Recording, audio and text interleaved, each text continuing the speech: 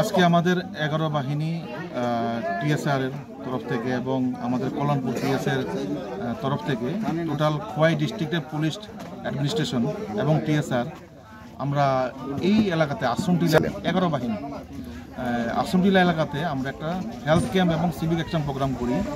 কারণ আমাদের কাছে দীর্ঘদিন ধরে একটা দাবি ছিল এলাকার লোকের, যেন আমরা এলাকার যে ছাত্রদেরকে কিছু পড়াশোনার জন্য বই খাতা কলম এগুলি দিই। আরেকটা দাবি ছিল যুব সম্প্রদায়ের সঙ্গে আমরা আসলেই খেলতে আসলেই বলে স্যার আমাদেরকে কিছু বল টল দিয়েন, ঠিক আছে, ওটাও দাবি ছিল। প্লাস একটা বৃদ্ধমহল থেকেও দাবি ছিল স্যার কিছু কম্বল, শীতের কম্বল থাকলে ভালো হয়। তো ওটা বড়োবাবুকে বললাম। মশারি, একটু ডেঙ্গি টেঙ্গির প্রভাব বেড়েছে এলাকাতে, শীতের দিন তো, তাই কিছু মশারি। তাছাড়াও ছিল এলাকাতে একটু ডায়রিয়া টাইরিয়ার প্রবলেম, শীতের দিনে যা প্রবলেম সেগুলি বেড়ে গেছে। তাই আমরা কল্যাণপুরের সিএইচসি থেকে আমরা ডাক্তারবাবুদেরকে ডাকলাম। ওনারাও কিন্তু 8-10 জনের টিম পুরোটাই আসলেন, এসে এই এলাকার সমস্ত লোকেদের যারা উইলিং এবং প্রেজেন্ট ছিলেন, অনেক এসেছেন, প্রায় 500-600 জন লোকের মতো। ওনারা গ্রামবাসী এসে টেস্ট করালেন, মেডিসিন নিলেন এবং তারপরে কম্বল, শীতের দিনের কম্বল এবং মশারি, খেলার সামগ্রী এগুলি নেওয়া হলো।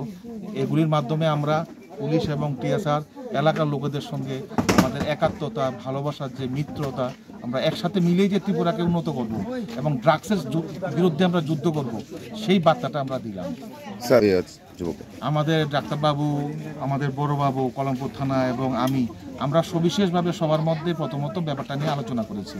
এটা নিয়ে আমরা জাগ্রত, মানে সচেতনতাই কিন্তু বাঁচার উপায়, এছাড়া কোনো বাঁচার উপায় নেই ড্রাগসের বিরুদ্ধে। এবং ছোটো ছোটো বাচ্চা ছিল, ওদেরকে আমরা জানিয়েছি কী সিমটম, ড্রাগস খেলে কী সিমটম হয়, কিভাবে শনাক্ত করবে লোকটাকে।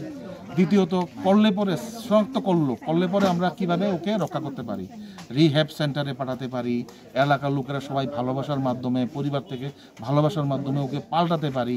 আমাদেরকে ডাকলে আমরা কাউন্সিলিং করতে পারি, ডাক্তারবাবুদের সঙ্গে নিয়ে আমরা ওকে অ্যাকচুয়ালি ভালোবাসার মাধ্যমে ছেলেটাকে ফিরিয়ে আনার চেষ্টা করা, তারপরে রিহ্যাব সেন্টারের সাহায্য নেওয়া এগুলি। তারপরে আমাদের আইনি ব্যবস্থা কতটুকু শক্তিশালী, যারা এই ধরনের ব্যবসাতে লিপ্ত আছে, এই সবগুলি ডিসকাশন করে মানুষকে আমরা সজাগ করলাম এবং ওনাদের সঙ্গে আছি, এই বার্তাটাও আমরা দিলাম।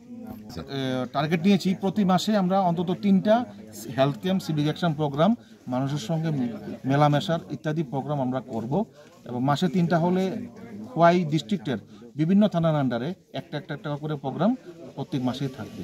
এটা আমাদের 11 বাহিনীর বদ্ধ অঙ্গীকার।